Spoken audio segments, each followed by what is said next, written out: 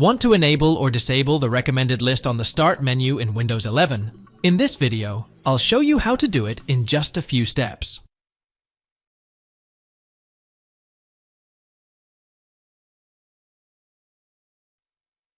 Press Windows plus I keys together on your keyboard to open Settings app.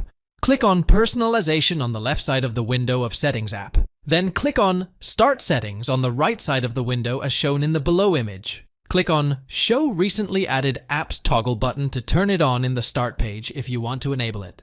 Then click Show Recently Opened Items in Start, Jump Lists, and File Explorer toggle button to turn it on to show the recently opened items on Recommended Items. In case you want to hide the Recommended Items section, then you can turn Show Recent Added Apps toggle button off by clicking on it. Also, you can click Show Recently Opened Items in Start, Jump Lists, and File Explorer toggle button to turn it off as shown in the below screenshot. Close the Settings app window.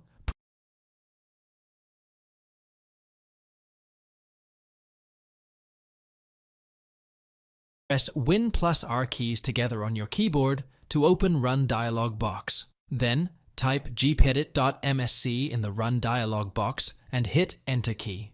Click and navigate through Computer Configuration Administrative Templates, Start menu and taskbar on the left side of the editor window as shown in the below screenshot.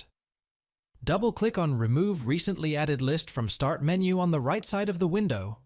Click on Enabled Radio button in the Remove Recently Added List from Start menu settings if you want to hide the recommended items.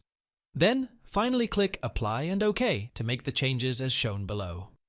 If you want to show the recommended items, click on Disabled Radio button in the Remove Recently Added List from Start menu settings. Click on Apply and OK to make changes. Close the Local Group Policy Editor window. Thanks for watching. If it helps, make sure to hit like and subscribe.